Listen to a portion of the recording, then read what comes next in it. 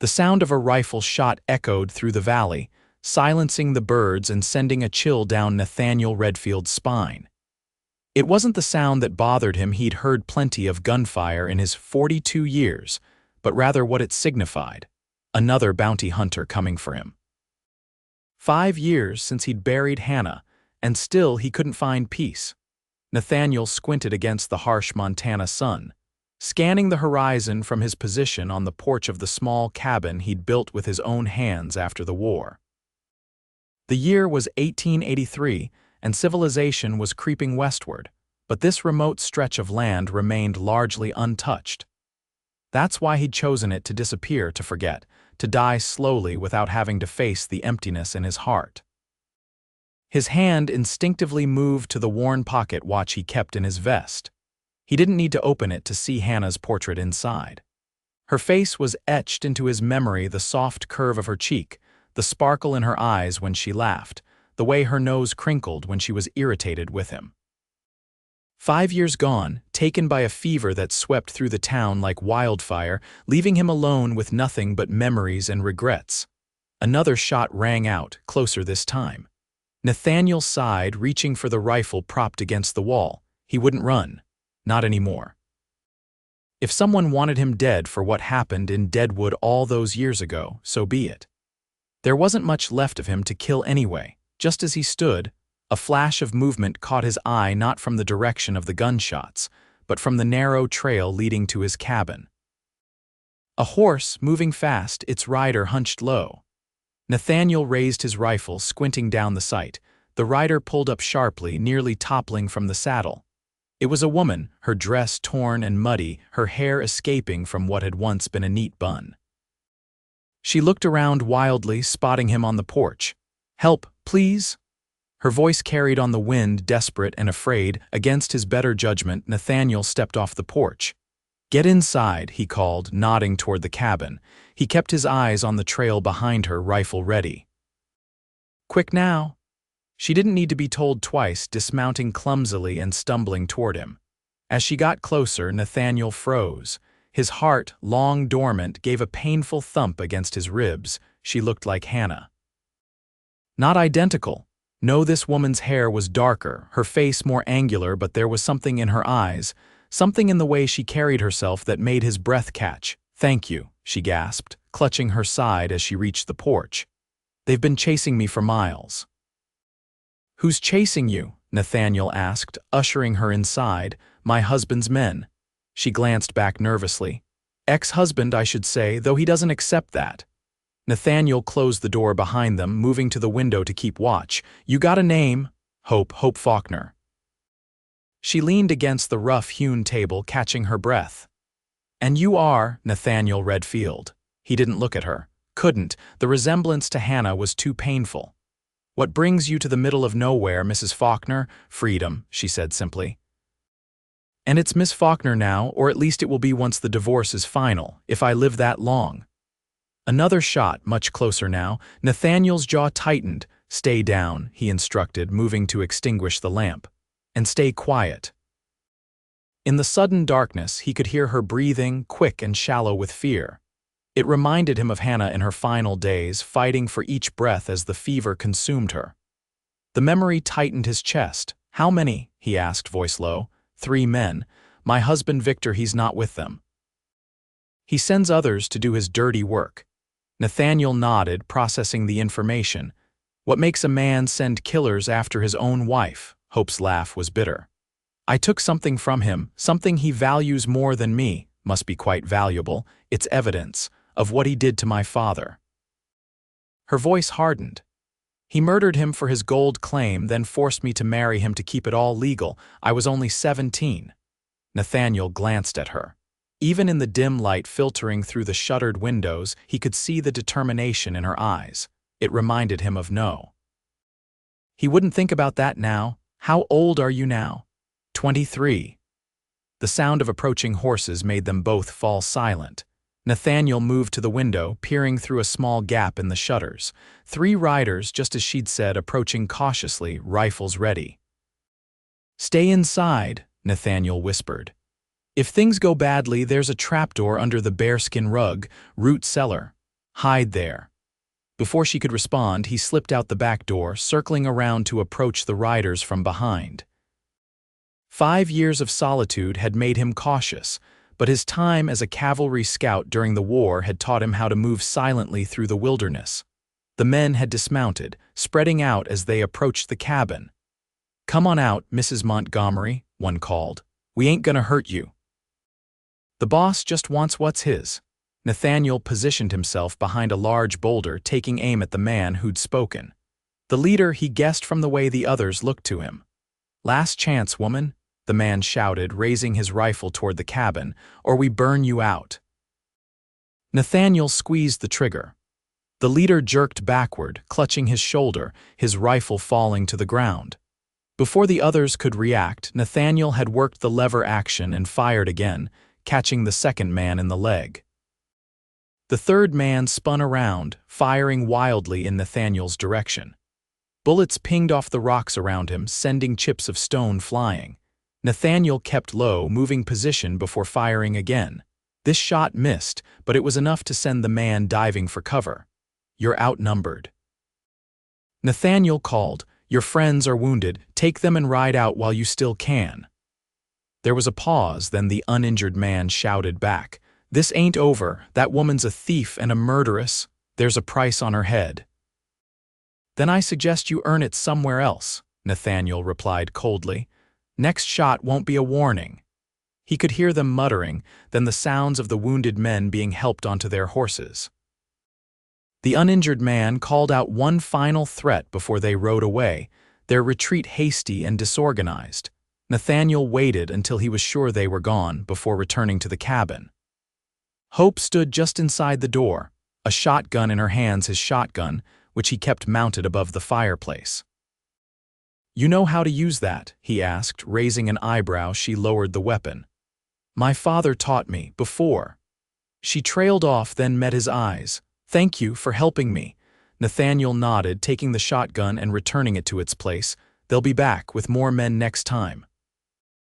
"I know." She sank onto a chair, suddenly looking exhausted. "I just need to rest, then I'll be on my way." "To where?" Nathaniel asked, though he told himself he didn't care. "San Francisco. I have a cousin there. Once I'm on a train, Victor won't be able to find me." Nathaniel looked at her thoughtfully. The nearest train station was in Helena, a 4-day ride at least through difficult terrain.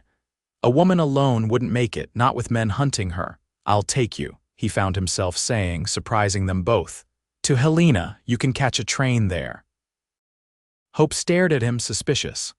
"Why would you do that? You don't know me." "No, I don't." He turned away, busying himself with reloading his rifle. "But I know what it's like to run from something. Get some rest, we'll leave at first light." He felt her eyes on him, searching, questioning. But he offered no further explanation, and eventually she settled onto the small cot in the corner, wrapped in the blanket he provided. Nathaniel sat by the window all night, watching for any sign of the men returning. But his thoughts weren't on the potential danger. They were on the woman sleeping just a few feet away, and the ghost of another woman who had once shared his life. Hannah had been everything to him, his reason for leaving behind his violent past, his compass in a world that had lost all meaning after the war. When she died, he'd buried his heart alongside her, vowing never to care for anyone again. It was safer that way, less painful, yet here he was, promising to risk his life for a stranger with eyes that reminded him too much of what he'd lost. Dawn came with a crimson sky, painting the mountains in shades of fire. Nathaniel had dozed off briefly, waking with a start at the first birdsong. Hope was already awake, attempting to repair her torn dress with a needle and thread she'd found in his sparse supplies. "We should leave soon," he said, standing and stretching his stiff muscles. "They could return any time." Hope nodded, setting aside her sewing. "Mr. Redfield, Nathaniel," he corrected. "Nathaniel," she tried again, "I want you to know what you're risking by helping me." Victor Montgomery is a powerful man in these parts. He owns half the mines around Virginia City. He has the law in his pocket. Nathaniel almost smiled. "I've had powerful men after me before. One more won't make much difference." "What did you do?" Hope asked, her curiosity evident.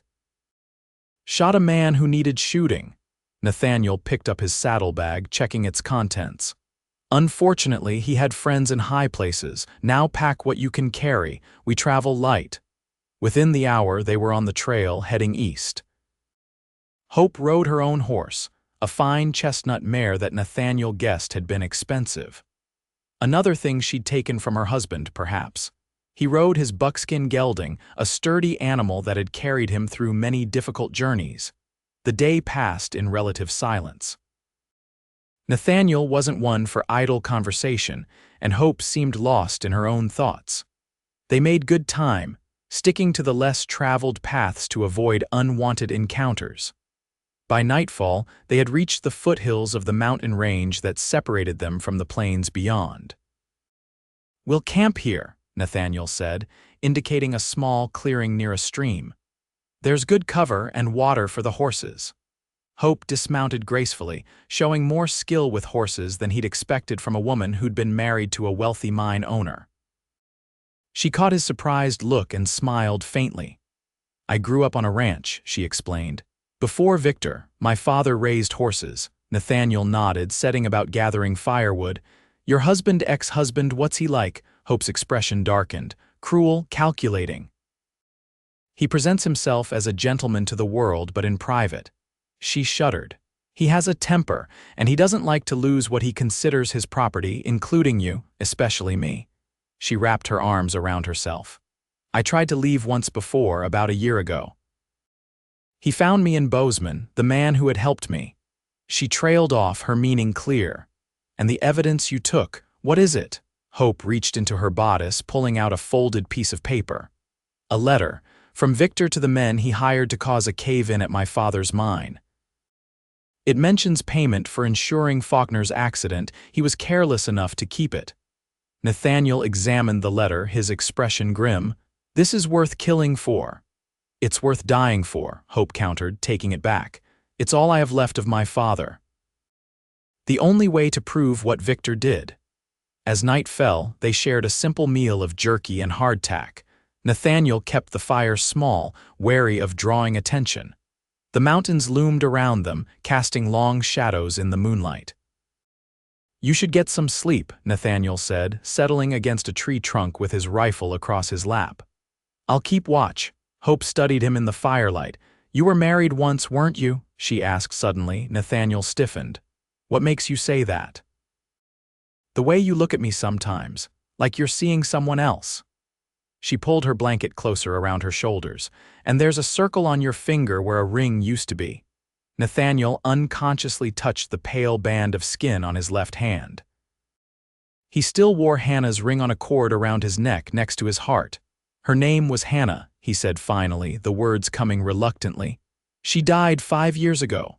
"I'm sorry," Hope said softly. "How did she die?" "Fever swept through the town where we were living. I was away delivering horses to the army by the time I got back." He shook his head, the memory still painful after all these years. Too late to say goodbye, too late for anything but burying her. Hope was quiet for a moment. "That's why you're out here alone. You're punishing yourself for not being there." Nathaniel looked away.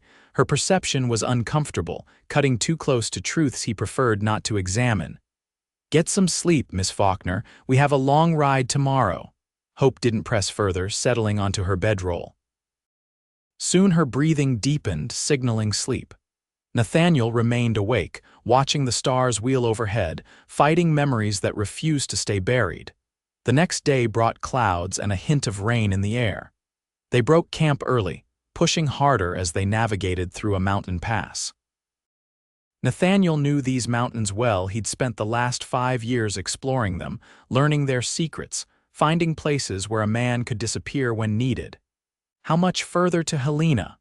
Hope asked as they paused to rest the horses near midday. 3 days if the weather holds. Nathaniel scanned the horizon, a habit born from years of caution. 2 if we push hard. "And if they're following us?" "They are," he said matter-of-factly. "Question is whether they're ahead or behind." Hope's eyes widened. "You think they might cut us off?" If your husband is as smart as you say, he'll have men watching the main routes to Helena. Nathaniel tightened his horse's cinch. But there are ways through these mountains that don't appear on any map. As if to punctuate his words, thunder rolled across the sky and the first heavy drops of rain began to fall. Within minutes, it had become a downpour, drenching them to the skin. "There's an old trapper's cabin about 2 miles from here," Nathaniel shouted over the storm. "We can wait it out there." They rode hard through the rain, the trail becoming treacherous with mud. Twice Hope's horse nearly lost its footing on the steep path, but she handled the animal skillfully, keeping it steady. Nathaniel found himself impressed by her resilience. She was nothing like the delicate society women he occasionally encountered in town. There was a strength to her that reminded him of the frontier women he'd known during his scouting days. The cabin appeared through the curtain of rain, little more than a shack nestled among the pines. It had been abandoned for years, but the roof was mostly intact, offering shelter from the worsening storm. "It's not much," Nathaniel said as they led the horses under a lean-to attached to one side, "but it'll keep us dry." Inside was a single room with a stone fireplace, a rough table, and not much else. Nathaniel set about building a fire while Hope wrung the water from her hair and skirts. "You seem to know this area well," she observed, watching him coax the damp wood into flame. "I've had time to explore." The fire caught, sending a warm glow through the dim cabin. "After Hannah died, I couldn't stay in town, too many memories, so I headed into the wilderness, built my cabin, learned to live alone, and before that, before Hannah." Nathaniel hesitated, then decided there was little harm in telling her. "Army scout. Before, during, and after the war, I guided troops through territories the maps didn't cover." "That explains why those men yesterday didn't scare you," Hope said, moving closer to the fire. "You've seen worse." "Much worse." Nathaniel stood, removing his wet coat and hanging it near the fire to dry. "The war showed me things I wish I could forget, but Hannah, she helped me find peace with it all. She saw something in me worth saving when I couldn't see it myself." The admission surprised him. He hadn't spoken of Hannah to anyone in years, had kept his grief private and guarded. Yet with Hope, the words came easier than expected. "She sounds like a remarkable woman," Hope said gently. "She was." Nathaniel stared into the fire, memories washing over him. "After she died, I figured that was it for me. No second chances, no reason to try again." Hope studied him thoughtfully. "And now, do you still believe that?" Nathaniel looked up, meeting her gaze across the flickering firelight. There was something in her eyes, not pity, which he would have resented, but understanding. She too had lost someone she loved, had faced darkness and survived. "I don't know," he answered honestly. For a long time the answer was yes, now. He shrugged, uncomfortable with the direction of the conversation. "We should rest while we can. Storm might last all night." They settled on opposite sides of the small cabin, the fire between them. The rain continued to pound on the roof, occasionally finding its way through gaps in the old shingles. Despite the discomfort, Nathaniel found himself more at ease than he had been in years. There was something about having another person present, this person in particular, that eased the solitude that had become his constant companion. He woke sometime in the night to find the fire had died down to embers. The rain had stopped, leaving behind a profound silence broken only by the occasional drip from the trees outside. Across the room, Hope slept fitfully, murmuring in her dreams.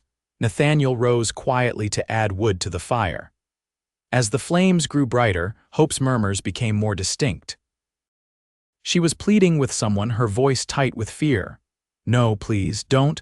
Nathaniel hesitated, unsure whether to wake her. Before he could decide, she sat up with a gasp, eyes wide and unfocused. "It's all right," he said softly. "You're safe." Hope's gaze found him, reality slowly replacing whatever horrors had populated her dreams. "I'm sorry," she whispered. "Did I wake you?" "No," he settled back against the wall, giving her space. "Bad dreams," she nodded, drawing her knees up to her chest.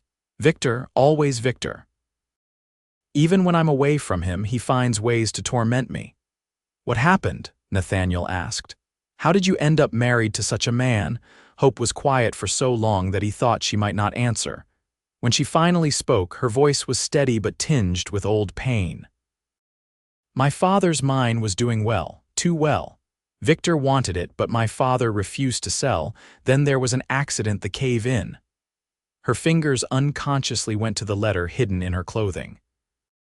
"Suddenly I was alone, 18 years old, with a property worth a fortune and no idea how to manage it. Victor offered marriage as a solution, said he'd take care of everything. And you believed him. I was young, grieving, and he was charming then, attentive. By the time I realized what kind of man he truly was, it was too late." Hope stared into the fire. "The law gives a husband control over his wife's property. I had nothing of my own anymore, not even myself." Nathaniel felt a surge of anger toward this man he'd never met. "And no one helped you?" "Family, friends. Victor isolated me, said a mine was no place for a lady, moved me to his house in Virginia City. Then he started with the accusations I was flirting with other men, disrespecting him, undermining his authority. The punishments came next." She didn't elaborate, didn't need to. Nathaniel had seen such marriages before, had grown up watching his own mother suffer similarly at his father's hands. It was a familiar, sickening pattern. "How did you get away?" he asked. "There was a new clerk at the bank, James. He saw the bruises one day when I was depositing a check for household expenses. He offered to help me escape." Hope's expression darkened. "Victor found out. James disappeared. They said he left town suddenly, but I knew better. That's when I realized I would have to save myself." "So you stole the letter, and whatever money and valuables I could carry. I waited until Victor was away on business, then took his best horse and ran." She looked up at Nathaniel, determination hardening her features. "I won't go back. I'll die first." "It won't come to that," Nathaniel promised, surprising himself with the vehemence in his voice. He meant it, he realized. Somehow, in the space of 2 days, this woman's safety had become important to him in a way nothing had been for years. Hope held his gaze for a long moment, then nodded. "We should try to sleep. Like you said, we have a long ride ahead." They lapsed into silence, but Nathaniel remained awake long after Hope had fallen back asleep. He watched the play of firelight across her face, noting again the resemblance to Hannah that had struck him initially. It was less pronounced now that he knew her better. Hope was her own person, shaped by different experiences, carrying different wounds, yet there was something familiar in her spirit, in her resilience. Hannah had possessed that same quiet strength, that same refusal to be defeated by life's cruelties. It was what had drawn him to her in the first place, what had made him believe he could be more than the violence of his past. For the first time in 5 years, Nathaniel allowed himself to consider the possibility of a future that wasn't defined by loss. The thought was both terrifying and strangely liberating. Morning brought clear skies and a world washed clean by the storm. They set out early, Nathaniel leading them on a route that skirted the main trails, following game paths and old Indian tracks that were barely visible to the untrained eye. "How did you learn about these paths?" Hope asked as they navigated through a narrow canyon that didn't appear on any map Nathaniel had ever seen. "Crow Scouts taught me during the war," he explained, ducking under a low-hanging branch. "The army relied on their knowledge to move troops without being detected. I paid attention." "The same skills that made you valuable as a scout make you good at disappearing," Hope observed. Nathaniel glanced back at her. "Exactly." They emerged from the canyon onto a high ridge that offered a sweeping view of the valley below. Nathaniel reined in his horse, scanning the landscape with narrowed eyes. "What is it?" Hope asked, noticing his tension. "Smoke." He pointed to a thin column rising from a stand of trees several miles distant. "Could be a campfire, Victor's men or trappers, hunters." "No way to know without getting closer." Nathaniel considered their options. "We can detour further north, add half a day to our journey, or we can continue and risk crossing their path." Hope straightened in the saddle, her jaw set. I'm tired of running, of taking the long way around. Let's continue. Nathaniel studied her for a moment, then nodded. Stay close. If there's trouble, follow my lead. They descended from the ridge, keeping to the tree line where possible. As they drew nearer to the source of the smoke, Nathaniel became increasingly certain they weren't dealing with casual travelers. The horses were too well tended, the camp too organized. 3 men, he murmured, observing from the cover of a thicket. Armed, professional-looking. Bounty hunters, Hope whispered. Victor hires them to track down debtors who try to skip town and runaway wives, she added bitterly. Nathaniel weighed their options. The men were positioned directly in their path, blocking the easiest route forward. Circumventing them would mean difficult terrain and valuable time lost. We'll wait until dark, he decided. They'll be less alert, easier to slip past. They retreated to a sheltered hollow a safe distance from the camp, tethering the horses where they could graze without being visible from below. As the day wore on, Hope grew increasingly restless, pacing the small space. What if they find us first? She asked, pausing to peer down at the distant camp. What if there are others we haven't seen? Then we fight, Nathaniel said simply, but I prefer avoiding that if possible. Hope turned to him, frustration evident in her voice. I hate this, being hunted, living in fear. Sometimes I think I should just confront Victor directly, end this once and for all. And get yourself killed, Nathaniel shook his head. That's not the answer. Then what is? Hope demanded. Run forever, look over my shoulder for the rest of my life. Even if I make it to San Francisco, what's to stop him from finding me there too? Nathaniel had no immediate answer. She was right, men like Victor Montgomery rarely gave up what they considered theirs. The letter was evidence enough to hang him, but only if the law was willing to act against a man of his influence. Justice, he said finally. Real justice, not revenge. That letter you carry, it needs to reach someone with the authority and willingness to use it. The territorial governor, Hope suggested after a moment's thought. He's new, appointed by President Arthur. Victor hasn't had time to buy him yet. Helena's the territorial capital, Nathaniel nodded. We get you there, you can present your evidence directly.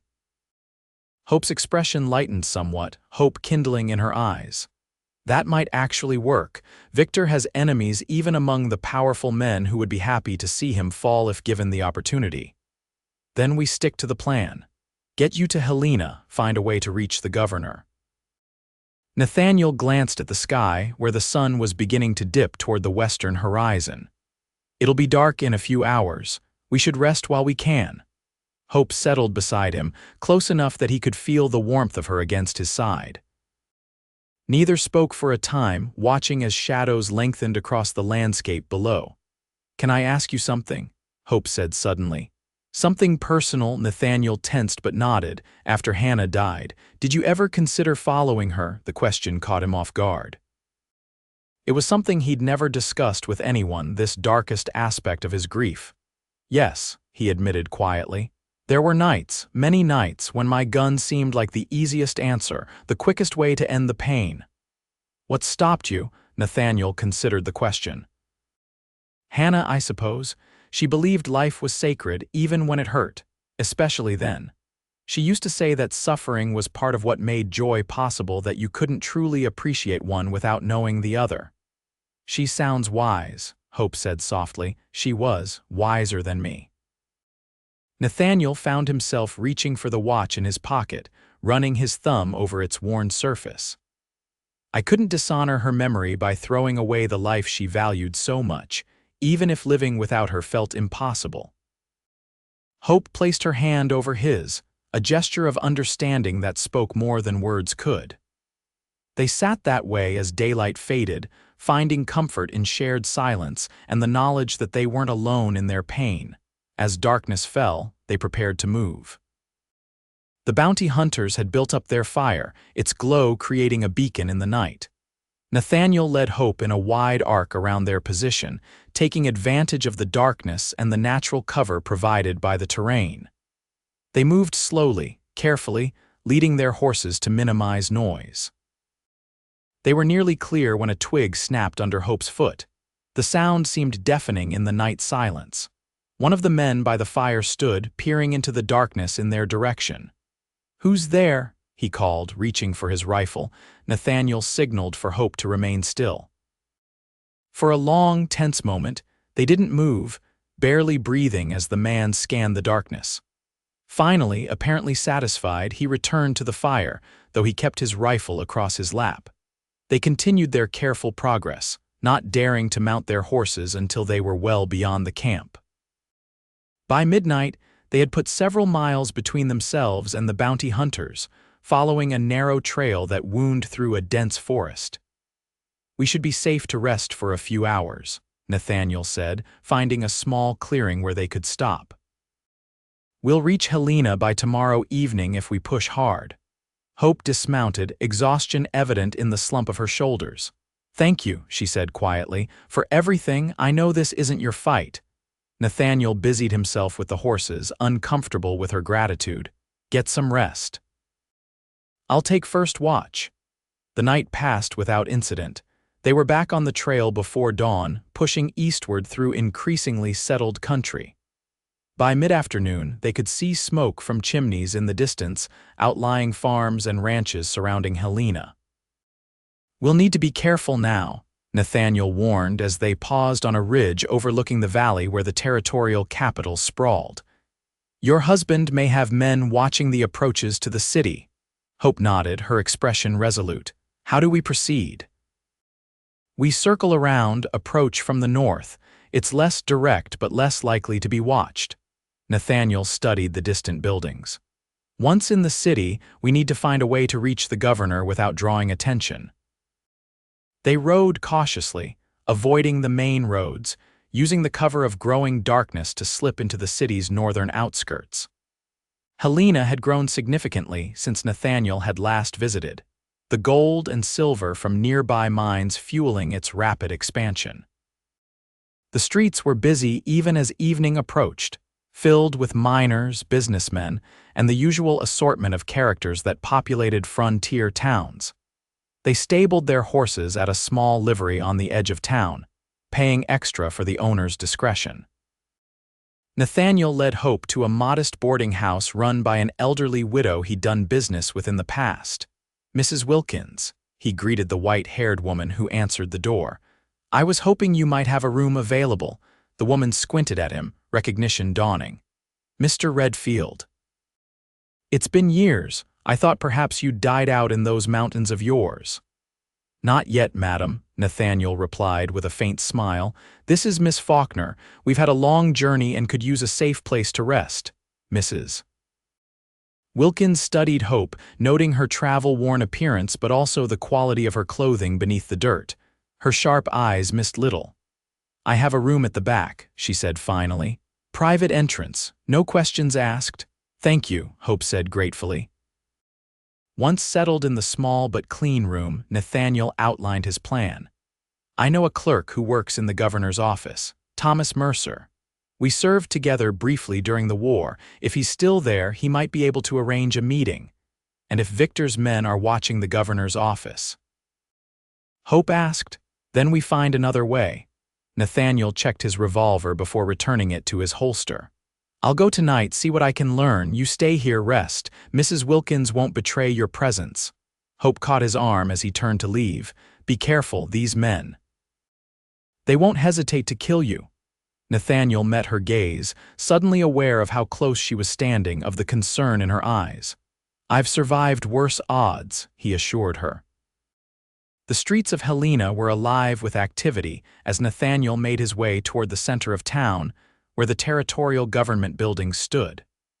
Saloons spilled light and noise onto the boardwalks, while ladies of the evening called softly from shadowed doorways.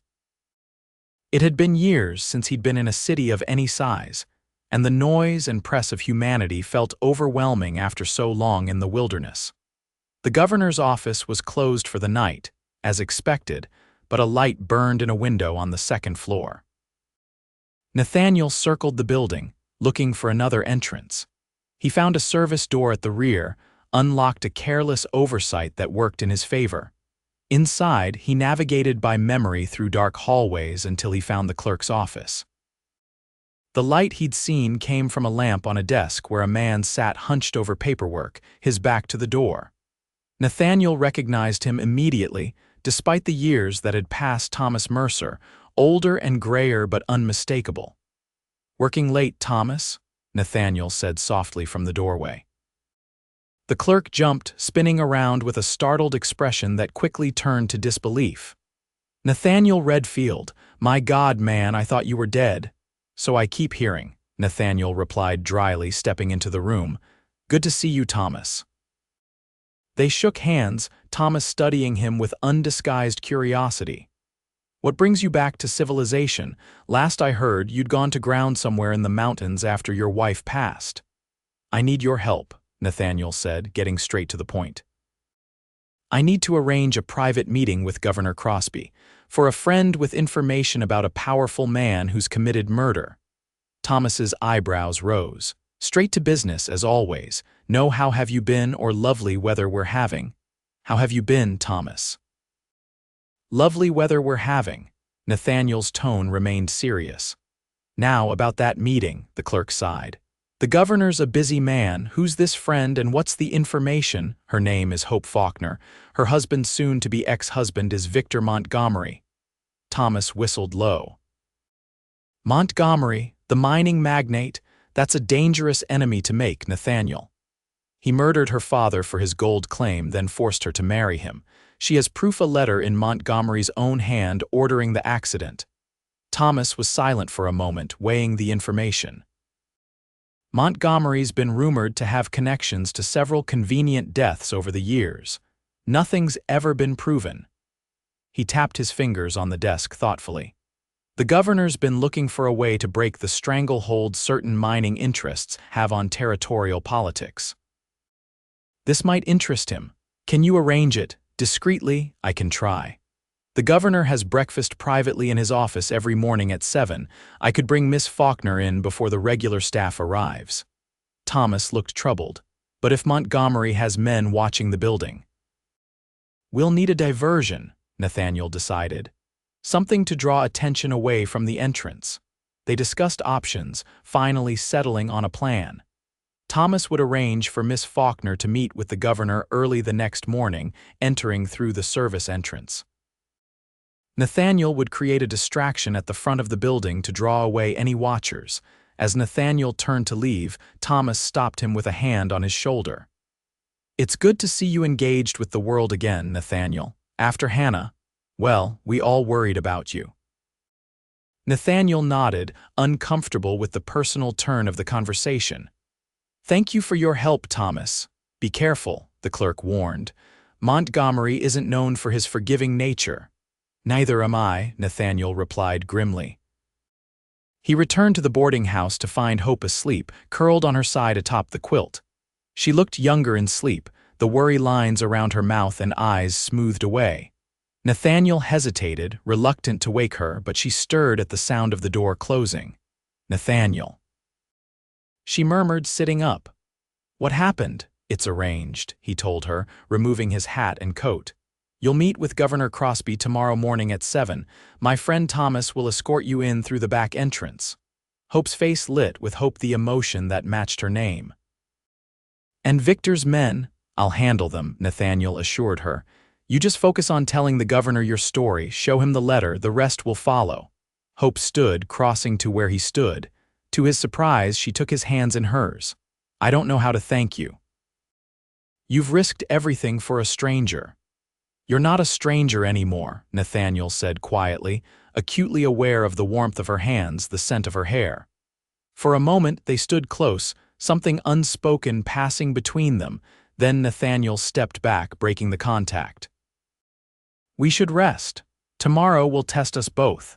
They slept in shifts, neither fully trusting that they were safe even in Mrs. Wilkins's secure boarding house. Dawn found them both awake, tense with anticipation of what the day would bring. Hope changed into the cleanest dress she had, arranging her hair as best she could without proper tools. Nathaniel checked and rechecked his weapons, mentally reviewing the plan. "What will you do?" Hope asked as they prepared to leave. "After this is over." The question caught Nathaniel off guard. He hadn't thought beyond getting Hope safely to the governor. "I don't know," he admitted. "Go back to my cabin, I suppose." Hope looked as if she wanted to say more but hesitated. "And if Victor's men capture you instead of following your diversion?" "Then I'll deal with that when it happens." Nathaniel met her eyes steadily. "But they won't stop you from reaching the governor, I promise you that." They left the boarding house separately, Hope heading directly to the meeting point Thomas had designated, while Nathaniel circled around to approach the government building from the main street. As expected, he spotted two men loitering across from the entrance, too alert, too watchful to be ordinary citizens starting their day. Nathaniel waited until he saw Thomas meet Hope at the service entrance, then moved to implement the diversion they'd planned. He approached a teamster unloading barrels from a wagon, offering the man a silver dollar to help with a practical joke on a friend. Money changed hands, and moments later, a barrel of salt pork crashed from the wagon, splitting open in the middle of the street. The commotion was immediate, the teamster shouting, pedestrians scattering, a horse rearing in its traces. In the confusion, Nathaniel slipped away, circling behind the government building to ensure Hope had made it inside safely. He was nearly there when a voice called out behind him. "Redfield." Nathaniel turned slowly, hand moving toward his revolver. A man stood at the end of the alley, well-dressed but with the hard eyes of a killer. Not one of the watchers Nathaniel had spotted earlier. This was someone else, someone who knew him by name. "Victor Montgomery sends his regards," the man said, drawing his own weapon with practiced speed. "Says to tell you he always collects what's his." Nathaniel's revolver cleared its holster a split second faster. Two shots echoed almost simultaneously in the narrow space, the sounds amplified by the brick walls on either side. Nathaniel felt the burn of a bullet grazing his upper arm, but his own shot found its mark. The man staggered, a look of surprise crossing his face before he crumpled to the ground. Shouts came from the direction of the street. Nathaniel knew he had little time before others arrived. He checked quickly to confirm the man was dead, then searched his pockets. Inside, he found a folded paper, a telegram from Victor Montgomery instructing his men to bring Hope back alive, but to kill anyone helping her. Nathaniel pocketed the telegram as evidence, then hurried away from the scene. He needed to ensure Hope's safety, to make sure she reached the governor with her evidence before Montgomery's other men could intervene. He reached the service entrance just as a group of armed men burst into the alley from the opposite end. Nathaniel ducked inside, barring the door behind him. He found himself in a narrow corridor that led deeper into the building. Somewhere ahead, Hope would be meeting with the governor, her future hanging in the balance. Nathaniel moved quickly but cautiously through the building, listening for any sign of pursuit. He encountered a startled clerk who pointed him toward the governor's private office when Nathaniel explained the urgency of his mission. Outside the office door, Thomas Mercer stood guard. His eyes widened at the sight of blood on Nathaniel's sleeve. "You're wounded," he said, moving to help. "It's nothing," Nathaniel dismissed it. "Hope, is she inside? Is she safe?" "Yes, she's with the governor now, has been for about 10 minutes. Thomas glanced nervously down the hallway. "What happened?" Montgomery's men, one's dead in the alley, others are likely searching for a way in. Nathaniel handed Thomas the telegram he'd taken from the dead man. "More evidence of Montgomery's methods if the governor needs convincing." Thomas read it quickly, his expression grim. "I'll get this to them right away. Wait here." Before he could move, the door opened. Governor Crosby himself stood there, a tall man with an impressive beard and the bearing of someone accustomed to authority. Beside him stood Hope, her face flushed with what appeared to be victory. "Mr. Redfield," the governor said, extending his hand. "Miss Faulkner has told me of your assistance. You have my thanks for helping bring this matter to light." Nathaniel shook the offered hand, somewhat nonplussed by the formal greeting. "Sir, there are armed men outside looking for Miss Faulkner, Montgomery's men." "Yes, we've been made aware." The governor's expression hardened. "I've already dispatched the territorial marshal and his deputies to deal with them. Montgomery's influence ends today." Hope stepped forward, her eyes bright with unshed tears. "The governor believes me, Nathaniel. He's seen the letter, and the telegram you just brought confirms Victor's methods. He's sending men to arrest him immediately." "Montgomery has much to answer for," Governor Crosby affirmed. "Murder, corruption, intimidation of government officials. Miss Faulkner's testimony and evidence are the keys we've been waiting for to break his hold on the territory." Relief washed over Nathaniel, followed quickly by concern as shouts echoed from somewhere in the building. The governor's expression darkened. "It seems Montgomery's men are more persistent than anticipated," he observed. "Thomas, escort Miss Faulkner to my private residence. My wife will see to her safety until this matter is resolved." "I'm staying with Nathaniel," Hope said firmly, moving to stand beside him. The governor looked as if he might argue, but something in Hope's expression stopped him. He nodded briefly. "As you wish, but please, both of you, come with me. My office has a private exit." They followed Crosby through his office to a concealed door that opened onto a small courtyard. A carriage waited there, the driver alert and armed. "This will take you to the marshal's office," the governor explained. "You'll be safer there until Montgomery is in custody." Before they could board, the main door to the courtyard burst open. 3 men rushed in, guns drawn. Nathaniel reacted instinctively, pushing Hope behind him and drawing his revolver. The lead man, a tall, elegant figure in an expensive suit, fixed cold eyes on Hope. "My dear wife," he said, his cultured voice at odds with the menace in his expression. "How disappointing to find you in such common company." "Victor," Hope acknowledged, her voice steady despite the fear Nathaniel could feel in her grip on his arm. So this was Victor Montgomery. Nathaniel studied the man who had caused so much suffering. He was handsome in a conventional way, with the confident bearing of someone accustomed to getting what he wanted. But there was something cold in his eyes, something that spoke of a fundamental lack of humanity. "Your game is over, Montgomery," the governor stated, stepping forward. "I've seen the evidence. Your men are being rounded up as we speak." Montgomery's smile didn't reach his eyes. "Evidence can be disputed, witnesses can recant or disappear." His gaze shifted to Hope. "Isn't that right, my dear?" "Not this time," Hope replied, her voice gaining strength. "You've killed your last innocent victim, Victor. It's over." Montgomery's face hardened. "I built an empire from nothing. I won't let a foolish woman and a washed-up gunman destroy it." His hand tightened on his pistol. "If I can't have what's mine, no one will." Everything happened at once. Montgomery raised his gun toward Hope. Nathaniel fired, his bullet catching Montgomery in the shoulder, spinning him around. The other men opened fire, bullets splintering the wooden door frame inches from where Nathaniel stood. Governor Crosby's driver returned fire, dropping one of Montgomery's men. The governor himself pulled a derringer from his coat pocket, shooting the third attacker in the leg. Montgomery, clutching his bleeding shoulder, lunged toward Hope with surprising speed. Nathaniel intercepted him, the 2 men crashing to the ground in a tangle of limbs. They rolled across the courtyard, each fighting for control. Despite his wound, Montgomery was strong, driven by rage and desperation. "She's mine," he snarled, landing a punch that split Nathaniel's lip. "Everything she has is mine." Nathaniel tasted blood but didn't relent. "She belongs to herself," he growled, driving his fist into Montgomery's wounded shoulder. The man howled in pain, his grip loosening enough for Nathaniel to break free.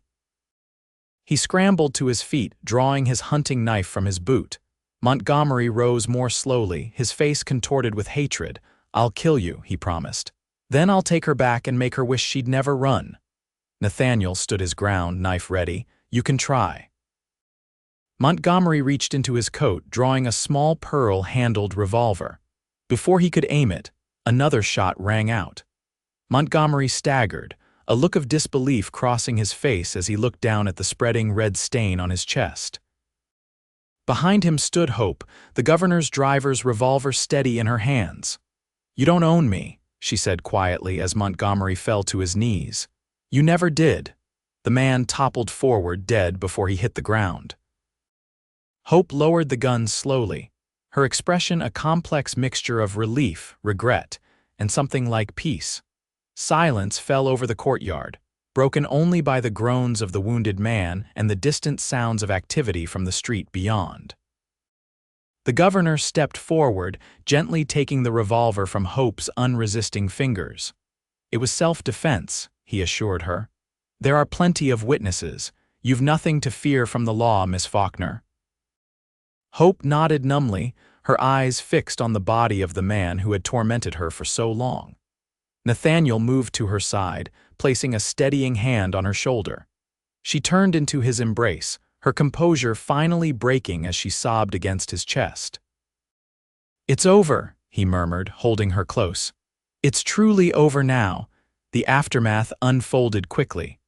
The territorial marshal arrived with reinforcements, securing the scene and taking statements from all involved.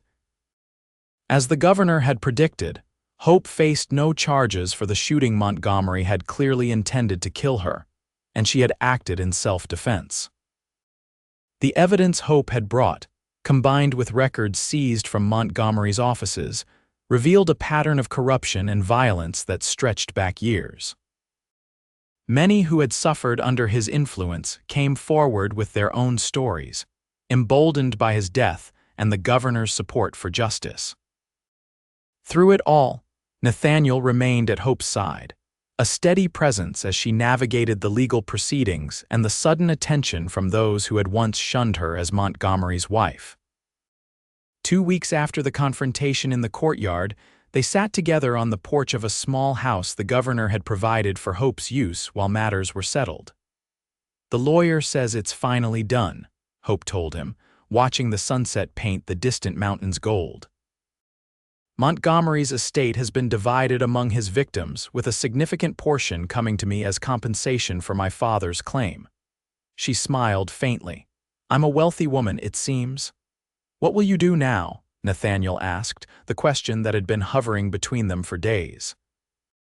Hope was silent for a moment. "I'm not sure. I could go to San Francisco as planned. My cousin would welcome me, or I could stay here, use the money to build something meaningful." She glanced at him. "What about you? Will you return to your cabin?" The thought of going back to that solitary existence no longer held the appeal it once had. The past weeks had awakened something in Nathaniel he'd thought long dead, a desire for connection, for purpose beyond mere survival. "I don't know," he admitted. "For 5 years, all I wanted was to be left alone with my memories. Now," he trailed off, unsure how to express the change in himself. Hope turned to face him fully. "Now," she prompted gently. Nathaniel met her gaze, seeing in her eyes the same question that burned in his heart. "Now I'm wondering if there might be room for new memories, new beginnings." Hope's smile was like sunrise after the longest night. "I believe there is," she said softly, reaching for his hand. "If you're willing to try." "I am," Nathaniel replied, his voice rough with emotion. "God help me, I am." They were married a month later in a simple ceremony attended by the governor and his wife, Thomas Mercer, and a few others who had become friends during their time in Helena. With her inheritance, Hope purchased a ranch outside of town, not too close to civilization, but not as isolated as Nathaniel's mountain cabin had been. A compromise between their needs, a fresh start for them both. On their wedding night, as they stood on the porch of their new home watching the stars appear one by one in the darkening sky, Hope leaned her head against Nathaniel's shoulder. "Are you happy?" she asked. Nathaniel considered the question, feeling the weight of the past and the promise of the future in equal measure. "I am," he answered truthfully. "I didn't think I could be again after Hannah. I thought that part of me was buried with her. And now." He turned to face her, brushing a strand of hair from her cheek. "Now I know that love doesn't diminish when it's shared again. It grows." He smiled, the expression coming easier these days. "Hannah would have liked you." "I wish I could have known her," Hope said, understanding in her eyes. She'll always be part of who you are, and that's as it should be. Nathaniel nodded, grateful beyond words for her acceptance of his past, his grief. You saved me, he said simply, when I thought there was nothing left to save. We saved each other, Hope corrected, rising on tiptoe to kiss him. And now we build something new together. As spring turned to summer and summer to fall, their life together took root and flourished. The ranch prospered under their care, becoming known for its fine horses, a tribute to Hope's father's legacy. Nathaniel found purpose in the daily work, in building something lasting and good. They faced challenges, of course. Nightmares haunted them both at times, Hope reliving her years with Montgomery, Nathaniel revisiting the war or Hannah's death. But they faced these demons together, drawing strength from each other when one faltered. A year after their wedding, Hope gave birth to a daughter they named Grace Hannah Redfield. Holding his child for the first time, Nathaniel felt a circle closing, not an ending, but a continuation. Life flowing onward despite loss because of loss, carrying the memory of what came before into what would be on the child's first birthday, Nathaniel took Hope to visit Hannah's grave. It was a long journey back to the small town where he'd buried his first wife, but one he felt compelled to make. Hope understood, as she always did, the need to connect these separate parts of his life. They stood together before the simple headstone, Grace sleeping peacefully in her mother's arms. Nathaniel knelt, placing a bouquet of wildflowers on the grave. "Hello, Hannah," he said softly. "I've brought someone to meet you." Hope knelt beside him, her free hand finding his. No words were needed between them. They had learned to communicate in silences, in the spaces between breaths. As they rode away later that day, Nathaniel felt a lightness he hadn't expected. Not the absence of grief, but its transformation into something he could carry without being crushed by its weight. He looked at Hope, at the child in her arms, and saw not just his present and future, but a continuation of his past as well. That night, in the privacy of their bedroom, Hope placed a small package in his hands. "I've been wanting to give you this," she said, a hint of nervousness in her voice. Nathaniel unwrapped it to find a pocket watch, new, gleaming silver, its case engraved with intricate designs. When he opened it, he found not one portrait inside, but two: Hannah on one side, Hope and baby Grace on the other. "So you can carry all of us with you," Hope explained. "Past and present together." Nathaniel stared at the watch, unable to speak past the emotion closing his throat. Finally, he looked up at her, this woman who had brought him back to life when he'd thought himself beyond saving. "How did you know exactly what I needed?" he asked. Hope smiled, that same sunrise smile that had first begun to thaw his frozen heart. "Because I needed it too. To know that love doesn't end, it changes, grows, makes room for more without diminishing what came before." As they settled into bed, Grace sleeping peacefully in her cradle nearby, Nathaniel reflected on the journey that had brought him here. 5 years ago, he had buried his heart alongside Hannah, convinced that nothing remained for him but solitude and memories. He had built walls around himself, determined never to risk such devastating loss again. Then Hope had appeared at his cabin, desperate and determined, unknowingly beginning the process of excavating what he had tried to bury. With patience and courage, with her own wounds and resilience, she had helped him rediscover the capacity for love he thought forever lost. "What are you thinking about?" Hope murmured, already half asleep against his shoulder. "About beginnings and endings," Nathaniel replied, pressing a kiss to her forehead. "And how sometimes it's hard to tell which is which." Hope smiled without opening her eyes. "That's the beauty of it, isn't it? Everything flows together in the end." As she drifted into sleep, Nathaniel watched the moonlight painting silver patterns across their bed. Outside, the Montana wind whispered through the pines, the same wind that had once seemed to carry only echoes of what he'd lost. Now it spoke of possibilities, of futures yet to be written. The cowboy who had buried his heart with his wife had found it again, unearthed by another's smile, another's courage. Not replaced but renewed, expanded to embrace both memory and hope, past and future, grief and joy. In that moment, Nathaniel understood what Hannah had tried to teach him about life's sacred nature, that its value lay precisely in its impermanence, in the courage required to love knowing that loss would inevitably follow. The greater the love, the deeper the grief, yet neither diminished the other. They were two sides of the same precious coin. With that understanding came peace, not the hollow quiet of isolation he'd sought in his mountain cabin, but the true peace that comes from embracing life in all its messy, painful, glorious complexity. Nathaniel Redfield closed his eyes, his wife warm beside him, their child sleeping nearby, and surrendered to the current that had carried him here from loss to love, from death to life, from ending to beginning, and back again in the great circle that connected all things. Outside, the wind continued its ancient song, witness to countless stories of love lost and found, hearts buried and unearthed, the eternal cycle of grief and joy that define the human experience. And within that song, barely discernible but undeniably present, was the gentle sound of laughter, Hannah's laughter, blessing the life that continued in her absence, the love that had found its way home.